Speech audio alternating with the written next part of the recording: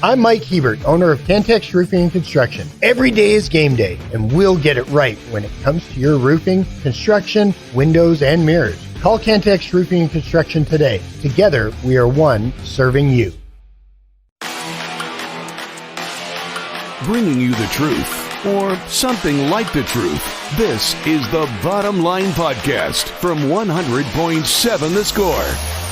Happy Tuesday! It is The Bottom Line. You've got us on 100.7 The Score and 107thescore.com. Thank you for joining us and making us a part of your Tuesday. Clint, Scott, Josh, Faupel, Kyler Brown behind the glass taking care of us.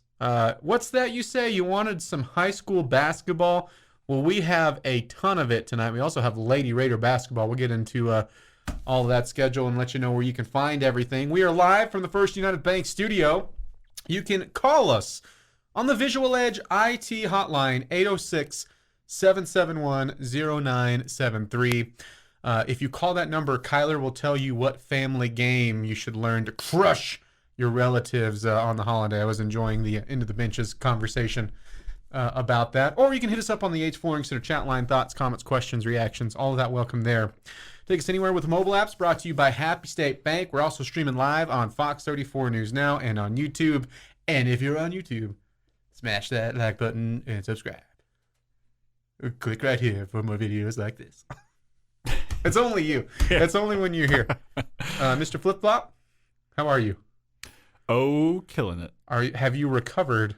No. From Shreveport shenanigans. we just had like a 2-minute discussion before this. I'm so tired, just not recovered from the weekend. This is how I know I'm getting old, dude. One, I don't recover from lack of sleep at all anymore. I don't think I've recovered from 2 trips ago, which would have been 6 months ago. And it wasn't even as in-depth as the Shreveport trip was. I'm just going to be tired forever. That's fine. At least I'm not a grumpy, tired person, because then, I wouldn't be very fun to be around. The other thing that I realize I'm growing older is I did spend several hours to and fro in a vehicle, and I'm more sore from sitting in a stationary position than I would be if I went and ran 5 miles, and it doesn't make sense. And so it's just getting up this morning, oh man, must have been all those weights I lifted. Nope, it's from sitting in a truck for 16 hours. Yep, that tracks. Yeah, so harsh reality. I was gonna offer to drive, by the way, and I just didn't wanna. I do enjoy driving. Yeah, I really do. I don't. So at all? No. Are you a road trip person in general? I like road trips. I don't like driving. I really don't like it. Everything about driving stresses me out. About being the driver, because it really takes a lot out of me when I'm on the other end of when I'm driving and I get to point B. Basically, I feel so drained. Yeah, because I don't think it's a relaxing process. It's an active mind as often as I can, because it's a 2-ton death machine that you're piloting, basically. Horse name. Yeah, 2-ton death machine. And I don't find any part of that relaxing. So, but otherwise, I like being a passenger to road trips. Yeah. I didn't make you seasick or anything in the back. No, it doesn't. That's good. We just packed you in back there and yeah, made sure you had air every couple of hours or so. I did notice that it seemed probably on the way there you had your luggage across the seat. Yeah. And very intentionally someone's going to be in this seat. You took this horizontally and made it vertical just so there was room. There's some truth to that. It looked that way too. Well, I knew that, okay, on the way there's going to be 2 of us. Yeah. On the way back, there will be 3 of us. There will be a trio. And so I was not worried. Some of the electronics that I had to take with me, I put those in very carefully.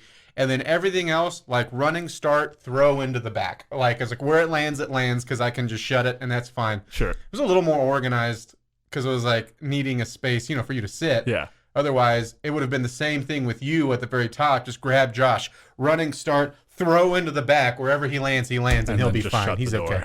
Yeah. Kyler, how are you doing today? I'm doing good, Clint. I'm doing good. Tech won the bowl game. Yeah. They scored 30-plus points like I knew they would. Mm-hmm. Somehow, some way, even though my Cowboys lost on Sunday, we are still leading the division because Drew Lock is awesome. It's funny how the Seahawks, of all teams, gave the Cowboys fans a little, because that was a brutal loss to the Buffalo. I mean, just beat down sucked. city. Every quarter, I was It just sad. got worse and worse. Yeah, it really did. It was like Dallas was stuck in what we all thought quicksand was as a kid, and just like kept on finding new layers of quicksand. And it was like they would fall through the first layer of quicksand, and then they would just fall into more quicksand. And it was just like Agreed. painful to watch at times, and especially with as important as that game felt. But how do you soften the blow? You watch on Monday Night Football, the Philadelphia Eagles give up a late lead and lose another game, and just flat out don't look like the Super Bowl caliber team that the Philadelphia Eagles still are. And that was a road game, and they still have Giants, Cardinals, Giants. So they should be 3-0 the rest of the way. But man, a gift has been given. That reminds me of DeVito. I got faith in DeVito. Yeah. He's going to win one of those games. I don't have as much faith as you do, but we'll see. So the NFC and really the entire league just looks like it's San Francisco or bust. But that's not always the case. So when you actually get to the playoffs. But man, that was if you're a Cowboys fan, that was a beautiful Monday night, and that helped your Sunday loss ease the pain a little bit. Yep. Packers lost to the Giants and then to Baker Mayfield. So I feel great. Yeah, where are you guys at in the state? Oh, you're 11th. That was a quick turnaround for the Packers. Man, they beat the Chiefs, and everyone's like, oh, man, that was a big win for the Packers. Here they go. They're in a playoff spot, and now you are way back in the pack. Yeah. No pun intended. I do think they found their guy, though. I like Jordan Love. I think he's a good quarterback. I don't know if he's a generational type yet. You can really put that title on him yet, but yeah, I do see something in him. It's a very young team, which is kind of my solace. I'm just bitter that he's not Aaron Rodgers right now. I'm sure I'll be fine, but it's their youngest team in the NFL, and so it'll be fine. You can tell me. You're a Packers fan, so you would have a stronger opinion on this than I would. But it's funny that you use the generational term. Yep. Because that's what the Packers are used to. So I was like, are they going to be okay with a guy who's yes. quote unquote not generational Not and fair. maybe just pretty good? Because it's so foreign. They would have to, the GMs have to do more work than they ever have before, because it's been basically, I think the reason Favre didn't win more Super Bowls is because they went so heavily on free agency and didn't develop a lot of talent. Aaron Rodgers, it seemed like the Packers woke up every day and said, how can we piss off Aaron Rodgers today? They need to really work with Jordan Love and for Jordan Love, and it seems like they're trying to do so. Yeah, So. I think that's something really important. You as poorly as you did that with Aaron Rodgers from drafting and from free agency and even from like keeping guys around that you needed to, for the most part, like you have to develop weapons around him, because he may be like get to an even better step and be like a really good quarterback, maybe, but he's not that generational talent. He's not that like I can change everything on my own. You have to put talent around him. And there's a lot of guys like that in the league. He's not the only one. It's the Bottom Line, 100.7 The Score. It is a Tuesday, so Take versus Take coming up next. Getting to the point, but taking the scenic route to get there. This is the Bottom Line Podcast from 100.7 The Score. It is the Bottom Line on 100.7 The Score and 107thescore.com. Clint Scott, Jamie Lent, Kyler Brown. You can listen to us here as you are on your terrestrial radio, 100.7 The Score. You can also take us anywhere with the mobile apps, brought to you by Happy State Bank. If you want to hear us and see us, we're streaming live on Fox 34 News Now and on YouTube. Jamie, I think very exciting news as far as Texas Tech basketball goes. You saw these two square off in a very competitive scrimmage that you won to start the year. But Texas Tech and Texas A&M have announced a home and home for next year, and in 2025 they'll be here first, and then you will go to College Station. I think this is one, and it's easier said than done. Like, you can have coaches that will say, "Oh, we need to be playing these regional teams," and either one side doesn't want it, or they're saying it and they don't actually mean it, and they're just kind of doing saying what the people want to hear. We heard this from Grant McCaslin. We heard him say the regional play is important, and older rivalries or teams that there may be a connection with are important, and they make each other better, and they're good for basketball. And this is follow through for it. And hopefully it's not something that only lasts for 2 years. But even in the meantime, you love the fact that, and I've been saying this, I feel like for a few years now, you got to give the home fans something, and all the good matchups have been, the way college basketball works now, have been put into neutral site games. And we get it. It's a TV product. We get that you're paid to go there and do all of those things. But I mean, if you're a home fan, a fan who has season tickets, and you're watching the games at home, you're going to show up for some of the games against directional schools, against the boring ones, but you're not going to show up for all of them if there's not something there to get you excited. Yeah. And I think as a Tech fan, you give me an A&M matchup, and all of a sudden, like, okay, in that case, I'm there for Texas A&M Corpus Christi. Okay, I'll show up for that game since you gave me the Aggies 2 weeks ago. I just think that after a while, you get tired head of the beatdowns and showing up knowing, okay, this is a game we're probably going to win by 30. And, I just, like, even the game last week with Oral Roberts, I came away feeling better about things, just because, not about like the play or whatever, but just feeling like, oh, we saw an entertaining game. That was a real team. They could do good things. And that was more entertaining. And so, to me, this has such value. And, the fact that when you're going on the road, okay, you're playing a true road game before you get to conference play. And, with new players coming in and out, they have to learn your system, how you do things. Those things are important. Okay.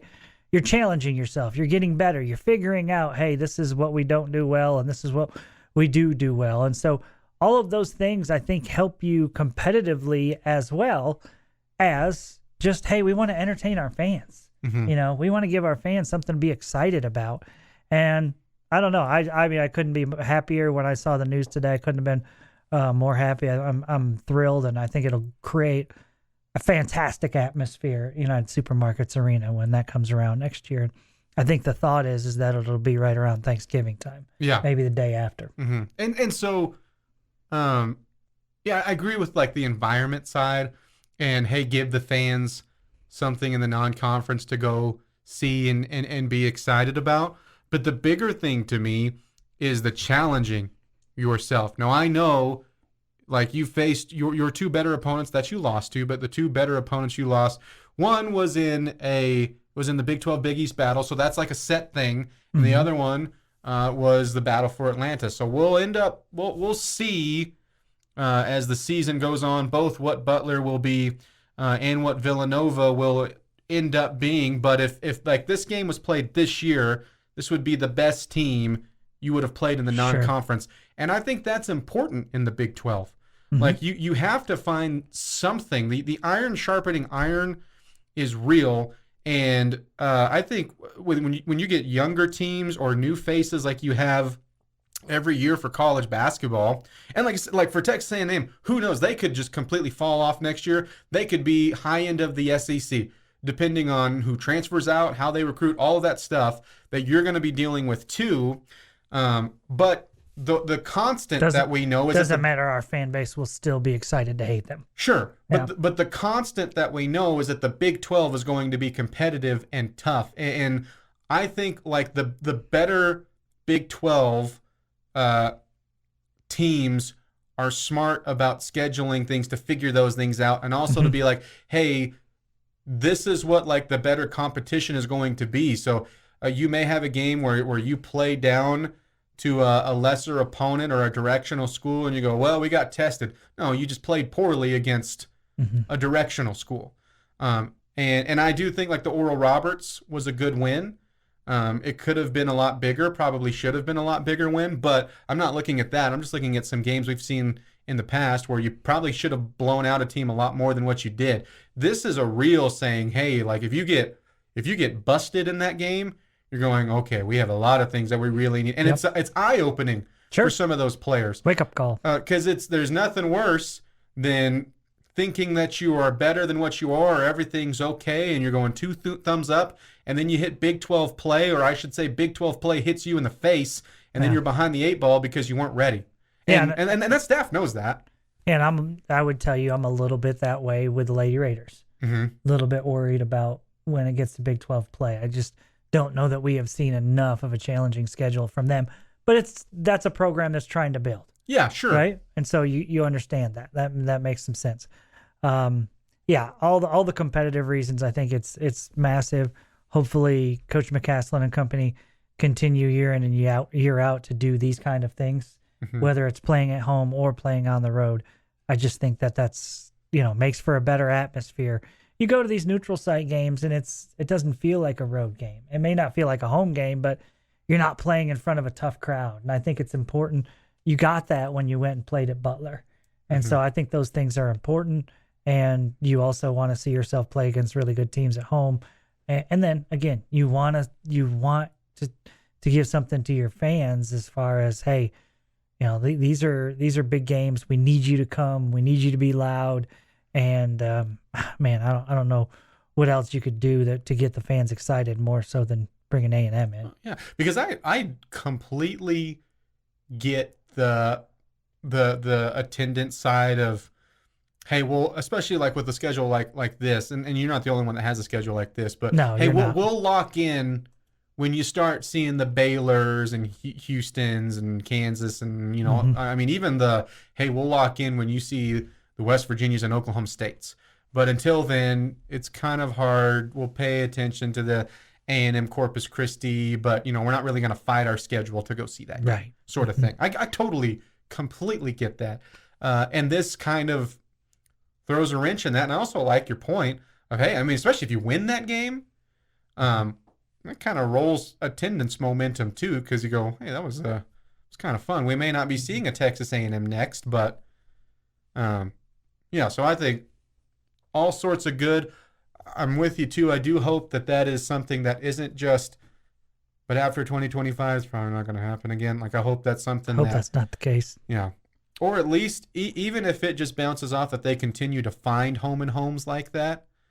Like I would, we talk about, I would love, it's a different situation than what A&M is, but I would love to see you have a home and home with Arkansas every year. And you could say that for all sports, but like stuff like that, like hopefully that rolls into hunting for more matchups like that, where you're not just waiting for your feast week or your whoever your Big East partner is going to be that season. So another thing with the battle for, I don't know how this works out as far as who they decide, but now the numbers for you is you're probably not guaranteed a game with the Big East every single year either, because you got 3 Big 12 schools that don't play it. Yeah. Now I would like to think you'll consistently be in that draw pile of the top 11 schools of who they want to see. It's going to be even more next year that don't get to play. Yeah, and so hopefully you're sitting in that, but that's not guaranteed, and so. True, very true. Yeah. But yeah, I think great news for basketball.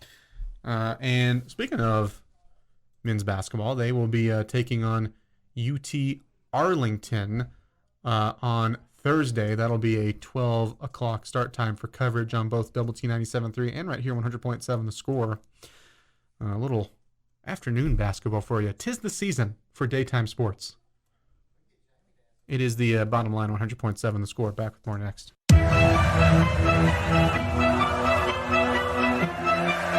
bringing you the truth, or something like the truth. This is the Bottom Line Podcast from 100.7 The Score.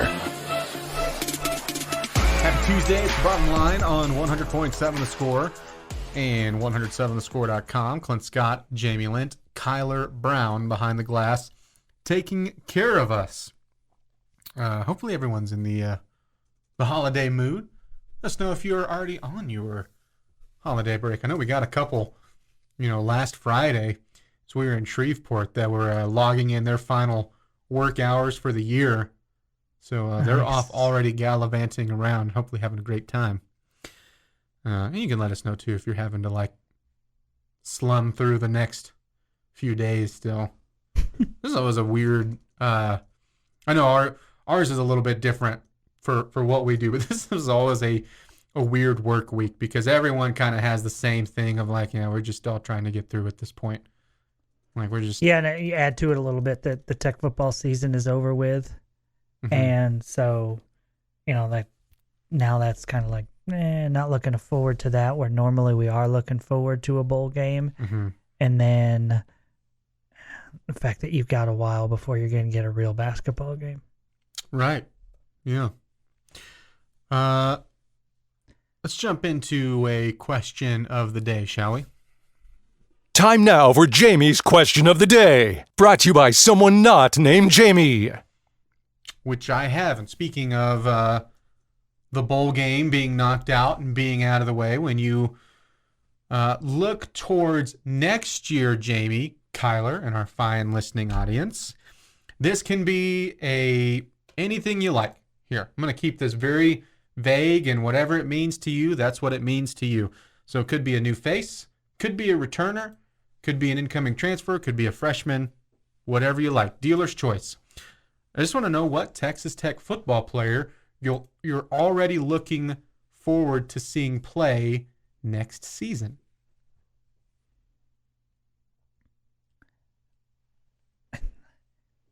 This is a guy that's already here. I just think he's just barely touched the tip of how great he can be. I'm going to go with Coy Aiken. Mm-hmm. I feel like we got a big time. I mean, I love the way he competes when the ball's in the air. He's winning those 50-50 balls. He's physical in his routes. He's smart. I love what he's going to become for the Red Raiders over the next few years. Really, I mean, starts off trying to battle back from being injured at the start of the year, and so got a little bit of a slow start to it. And then on top of it, when we were talking about the wide receiver room, it started with Bradley, who, by the way, he announced yesterday he's ended up at Boston College. Did not see that coming. No. It started with him, right? Mm-hmm. Because, he was the guy that was getting pre-season nods, and he was the guy that ended, the season with just so much upside last year in that final stretch of games. And then it went after that to me. I think it went Miles Price, who just committed to Indiana. Older guy. He's dealt with injuries on and off. Felt like, maybe this could be his breakout year. He's an older guy, and breakout in the sense that he had been productive before, that maybe he's the guy that he has a healthy season and he turns in your go-to. And then it was Dre McCray, who was your incoming burner, right? He was going to be the guy that just took the top off of defense, the guy that just could be this huge playmaker for you. And then we were kind of going, okay, well, what do you get out of Fungi? What do you get out of Sparkman? Things like that. And I think Sparkman UTSA today. I'll double check that. No, I have not seen that. I'll double check that. But Coy Aiken, I think, was a guy that they were excited about. But even then, those not even remotely close to the leader of the clubhouse and what he turned into at the end. And I agree with you. It looks like when you add him into the mix of hopefully what Micah Hudson is and will be, and then Kelly coming in and some of the talent you're adding in around it, if he takes another step or just plays like he did at the end of the season, where after he got healthy and was a consistent receiver for Morton, man, I'm with you. I think that's a great pick. Kyler? I think I'm gonna go with a freshman, and he is a local kid who is going to be a edge rusher for us. Isaiah Crawford from Post, Texas.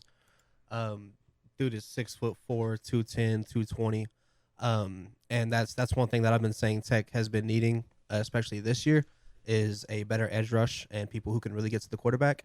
And I think Isaiah Crawford can put a little surprise on us. We definitely need more of that. Mm-hmm. Just real quick, yeah, J.J. Sparkman to UTSA. Okay.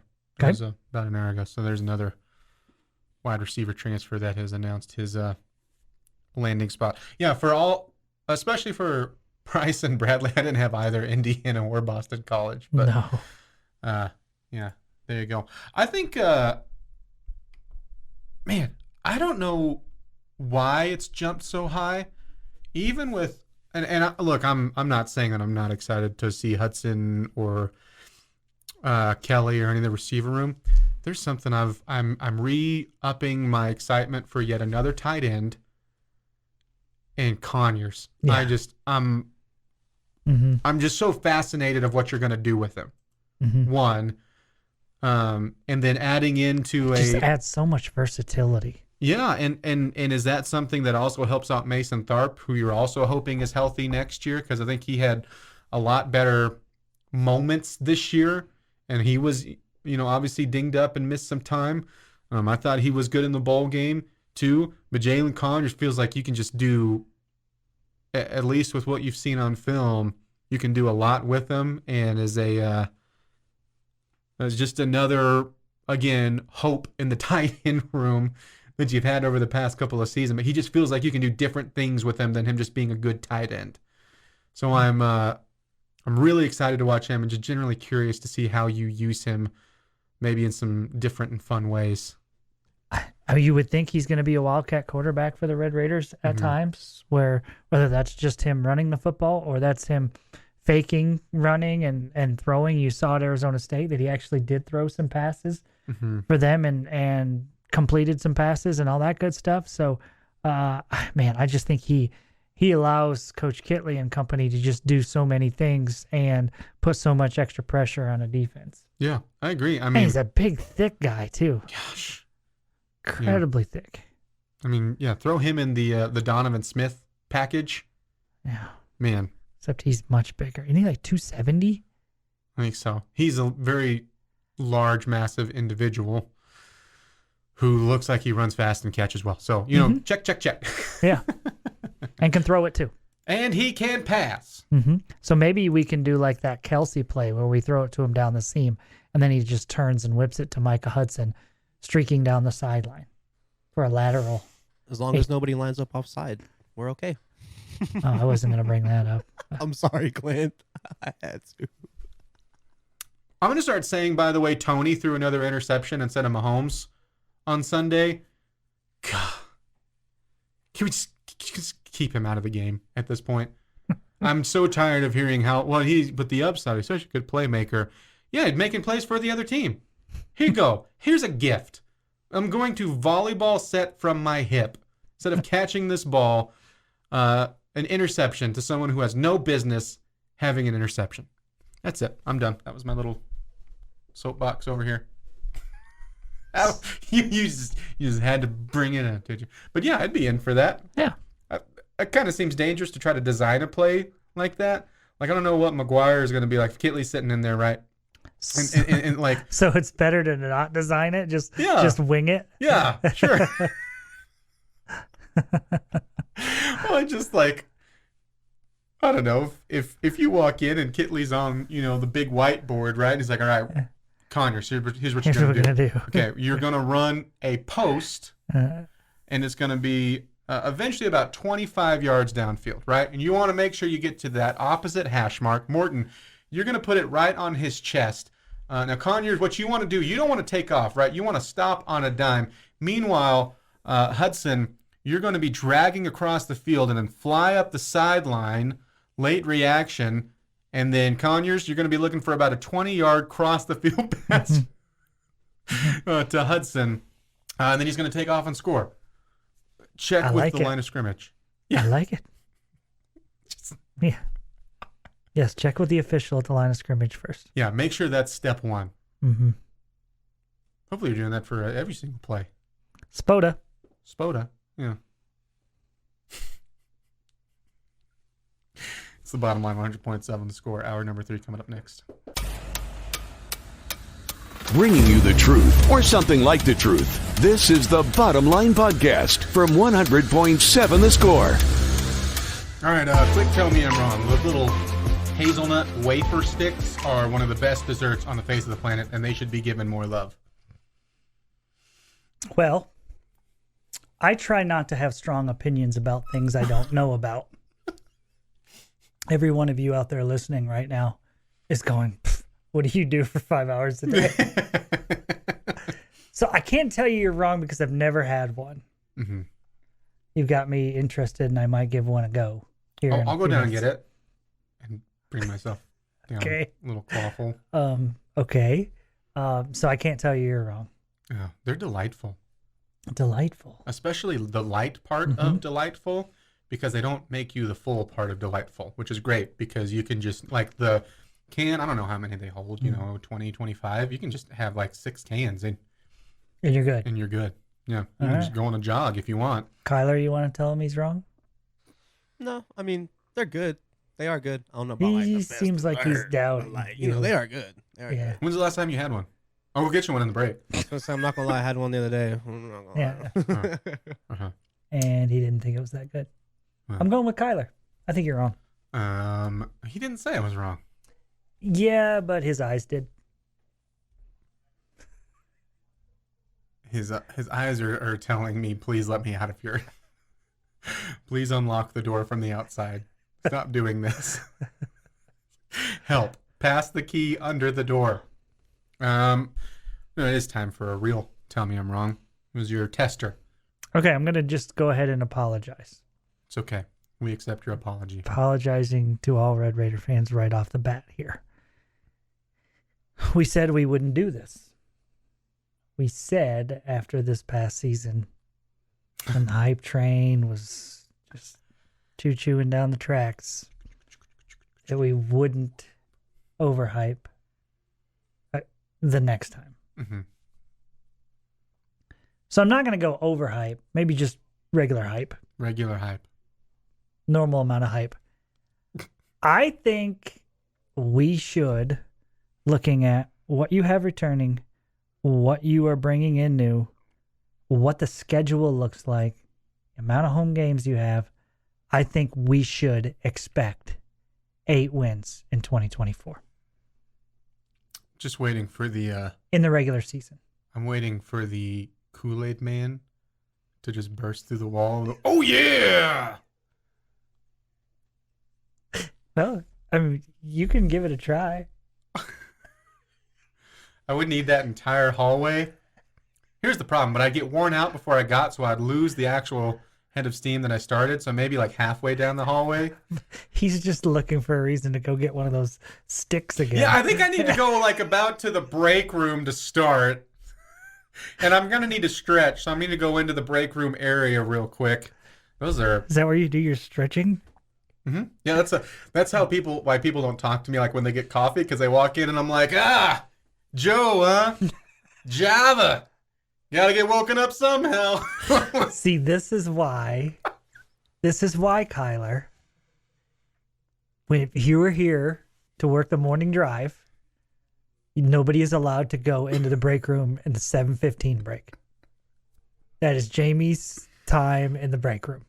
He can microwave his food, wash his dishes, and not get conversations like that. Oh, little Java. Oh, breakfast biscuit this morning. That's why. I always say you gotta stay limber if you're gonna eat a sausage egg biscuit, huh? What do you say, Jamie, huh? Some calisthenics in the morning? I say nothing. Jamie, why aren't you responding? I'm over here. Never mind. I don't really buy into that whole breakfast being an important part of the day thing. Oh, what you drinking there, Jamer? 7 o'clock water. Good for you. Couldn't help but notice the banana this morning. Potassium. It's important. You really should take the peels off those things before you eat them. Yes. Learn that the hard way. Bet you did. I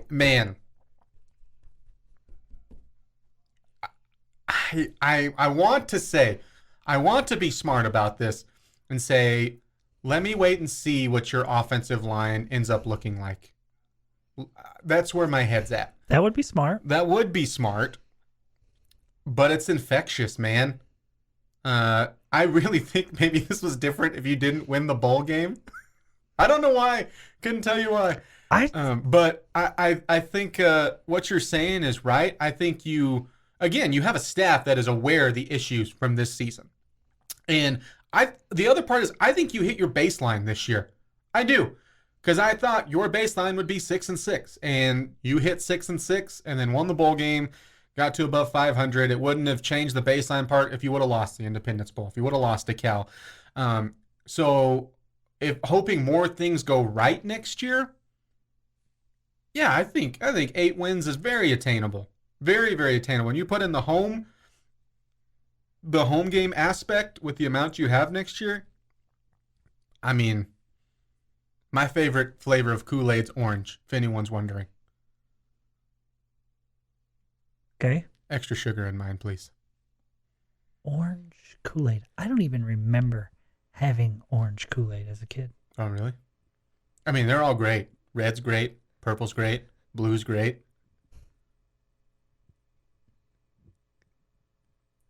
Green? Never had it. Yellow? Didn't they have like a mystery flavor? That one's great. I think you're right, Jamie. I think they should expect to win at least 8. I mean, this team is good. They are a very solid team. There's just a couple holes that they have fixed and I feel like are going to continue to fix in the offseason. Like we talked about earlier, the additions they've made to the team, Conyers is a big one. It's biased because, born and raised in Lubbock, I've always been a Tech fan. But yeah, I agree with you. I think they should expect to win 8 games. You know what's something else too? Like you have other things that you needed to work on. You talked about Kyler, like your pass rush. Mm-hmm. And again, it's just a bowl game. But then you have like Amir Washington, a young dude, step up and have one of the best defensive games of anyone all year long. In the bowl, you have Coy Aiken, who had the best game as a receiver all year long. Now, how are you filling in some of those shoes from your experience secondary? Well, you had to this year on some because you had a lot of young guys in the defense playing. And so if that room has more added pieces plus just gets better, or not that room, but the defense, like, oh man. I'm with you. Said I wouldn't do this, and it's the bowl game was a stone's throw away on the calendar, and I'm like, let's get to 2024, man. Yeah. It really wasn't the bowl game as much for me as it was like what you did building up to it. I mean, you find out Taj is coming back, right? Check. And then you're going to have a big day tomorrow as expected in the recruiting realm, and you think there's a guy there in Micah Hudson that can help you immediately. You get 2 wide receivers that were, playmakers that you feel like can really help, and Conyers, and then we've seen offensive line commits, and we've seen some, other key positions that you've gotten through the transfer portal, and it just feels like you're really having a good off season, even before the bowl win, and then I just think so much about this year's struggles had to do with the health of Baron Morton, and if you're able to keep him healthy, then you're going to be a much better football team. I just, some of the pieces you've brought in, like the quarterback piece, the Conyers kid that can do different things to make you versatile and really difficult to defend offensively.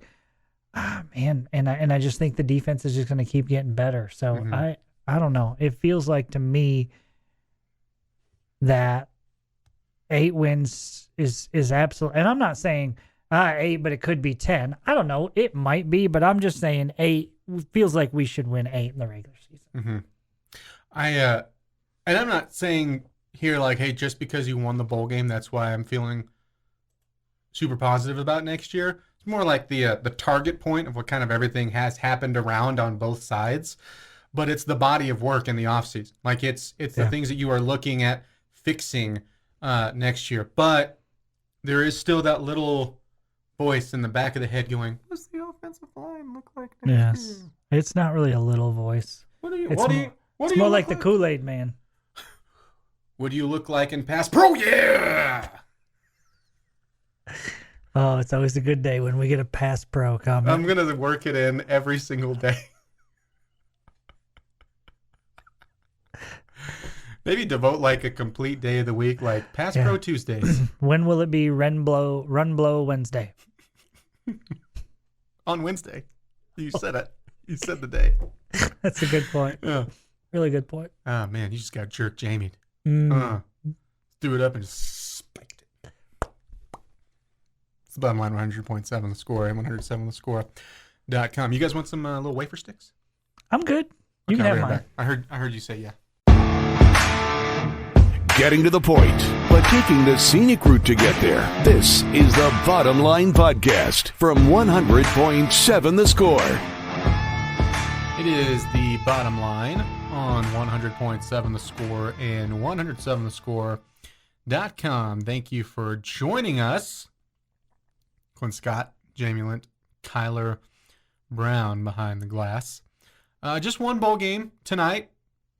UTSA and Marshall are playing in the Scooters Coffee Frisco Bowl, Jamie. There was also just one bowl game yesterday, and it was a really, really good one. Western Kentucky beat Old Dominion 38-35 in overtime. They just scored 21 points in the fourth quarter to come back and pick up a win in the famous Toastery Bowl. Toastery. Now, I did see several players walking around with handfuls, really clawfuls of actual toast. Really? Mm-hmm. Okay. I think a lot of the pieces I saw could have been toasted more, but it seemed like due to time restraints probably with that, they were probably just getting enough on there to say that the pieces of bread were toasted. But, you know, here's what it is. I hope it was famous. Yes, felt very famous yesterday. Any interest in the Scooters Coffee Frisco Bowl? I'm going to go watch Friendship tonight, so I probably will catch some of it. Mm-hmm. Yeah, because that'll be perfect time. You'll have Friendship boys taking on Trinity Christian at LCU, 7 o'clock tip, and then that kicks right at 8. So if you time it up right, yeah, perfect. You can pretty much catch all of that, the Scooters Coffee Frisco Bowl.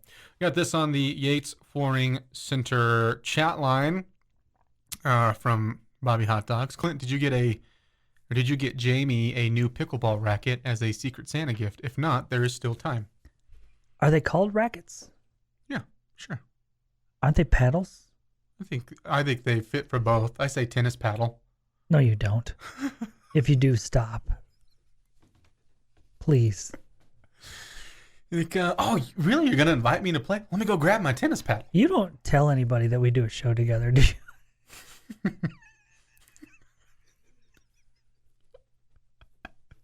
Everybody. That's what I do outside of 12 to 3, as I just shout that. Okay. Yeah. All right, well. Thrilled to call you my co-host. Just don't say tennis paddle ever again. You know, there's some things as it's lighting up, you can just see the triggering happening over there. As soon as you said, like, you said it as in like, I'm generally wondering, hey, do they call it a racket for pickleball? But really going, they don't call it a pickleball racket. It is a paddle. Do not compare those two things. There is no crossover. And so, yeah, that was fun. Yeah. Rackets everywhere are begging you to make sure you call it a paddle. Yeah. Mm-hmm. And vice versa. Probably so. I don't know. Yeah. Do you think a paddle likes to be called a racket, or is it proud to be a paddle? Like, hey, no shame. I'm a paddle. So what? Who cares? You're asking me to think like a paddle. Yeah. Don't even start on ping pong, right? Well, it's a paddle. Different mindsets there. It's a paddle. Yeah, which is a different type of paddle. Smaller, more circular. I mean, pickleball people don't have to restring their paddles. It's true. We have different. to retape the grip though from just Do much they? strenuous Strenuous. activity. Yeah. Okay, well, I wish him the best of luck. Yeah. Hope it doesn't slip out and hit a teammate in the back of the head. Do you have the, in racquetball, you have the string that goes and wraps around your wrist too. So, like the Wii remotes? yes. And Yeah, so when you controllers. accidentally do have it slip out of your hand, it doesn't go and hit anybody. Do they have that for pickleball too? I don't think they all do. Now, I had it, mine specially made. So I had that. And mine isn't a stiff cord. Mine's more of a bungee. So I can kind of like deke opponents with it. Like I'm throwing it at it and it goes a little bit closer. And then I Spider-Man it back. And so when they flinch, then the pickleball just goes right I past think them. I know the reason why they don't for pickleball. I think with racquetball, there's a whole lot of moving around, exercising, and effort, and sweating, and they get really slippery. Pickleball, not so much. I know it's simple. And I have been in a racquetball room like twice. Not once playing the correct rules of racquetball. There's another sport that I don't understand. Oh, it's Is so that- much fun. It looks like fun. Both I- times I did it was at the Garden City YMCA. It was at the same youth event, back-to-back years. And there was like 8 of us in there, and we had like 20 racquetballs going, and we were just all trying to dodge it. It was a blast. I would pay money to see Choice and Clint in a racquetball room. A real game? Yeah. You'd have to teach... Someone else I trust would have to teach me the rules. But yeah. You don't trust me? Well, do you know the rules? Yes. You don't even know that they're called tennis paddles. Am I supposed to trust you with racquetballs? I would trust you. You gave me some, speaking of that, like legit, you gave me some tennis pointers a couple weeks ago. When I brought the flat tennis balls, it was the day I learned tennis balls could die. And I'm just hoping there's a tennis ball heaven out there because those tennis balls didn't have a chance. They weren't even used properly. They just sat in a can. That's so sad. I know. Mm-hmm. I thought they were like cockroaches. I just thought they lived forever. No. Or Twinkies. I thought it was Twinkies, cockroaches, tennis balls. No. I thought those were the things that just survived. No. Yeah. You thought wrong. Apparently they short shelf life. You know what doesn't have that problem? Paddle balls. Pickleballs, yeah. Pickleballs, yeah. This on the Yates Flooring Center chat line from Bullfighter. I doubt it was looking like a crop top, but more like a sports bra. Apple Plus has the rights to Charlie Brown Christmas and can be seen there. Oh, okay. Okay. I guess that makes sense. Yeah. Thought they didn't use Cup enough. I mean, he was dinged up too for part of this year. But I still agree with the texter. I mean, and Tharp was obviously injured as well. I thought you could have used the tight ends more. It felt like they made a lot of big plays for you, though, but it just wanted to see the ball going their direction more consistently. I think that had a lot to do with the fact that, I mean, you don't throw the ball over the middle a bunch. Well, that's something. And To you went back to back on slants on what night was it? Saturday? And it was shocking to me. It was awesome. I think you completed one and almost had a receiver die in the other one. Yeah. If I remember correctly. Mm-hmm. It was in the second half. Kind of eerie to watch that when you're not expecting it. But it was great. Yeah. You had another time on the interception too, unfortunately, where Coy Aiken busted to the middle and had his man beat by Badly. a couple of steps. Just missed play on that one. But I mean, I do think though. I wonder if that's something moving forward, because the conversation we jumped to was something that Tyler Shuck just never did. Like, I don't think that was a part of the offense. I think that was something that just Shuck didn't really do when he started. It seemed like when Morton said he does it more, and then Jake Strong came in, and it was like, Yeah. Well, you remember when Middle everywhere. when we broke down the numbers of the games from 2022 that Tyler Shuck started compared to other quarterbacks started, and tight end receptions were about half in the games that Shuck started compared to the ones that the other two guys started. And so he wasn't a guy that would throw over the middle of the tight ends a whole lot. Yeah, But it's interesting, Clint, because you've brought in a couple guys, the tight end position in the portal. So clearly there's a focus there of, hey, we want to use these guys. I mean, obviously you're going to use them to block as well for you, but there's a desire to use these guys and make them a bigger part of the offense. Yep. I will say I didn't understand whatever the disconnect was with Kupp, whether he was dinged up or not, because when Tharp was in and the healthier he got and when he was healthy early in the season, like there was a direct line trying to get him the ball, especially in the red zone. That just wasn't really there ever with Kupp, and I don't really understand what made it that way. But you would think, hopefully, with as excited as they seem to be and should be about like Conyers, and then hopefully Tharp, taking another step forward and then staying healthy next year, that will change and you'll have a couple different options there. But I've been bit by the tight end bug before, really 2 years in a row. Okay, and it didn't go well either time. Well, it went well at times this year. It was better, but it still wasn't the tight end production we'd hoped all the way. It's the bottom line, 100.7 The Score. This has been the Bottom Line Podcast from 100.7 The Score. Go to 100-7thescore.com for more from the Double T Sports Network.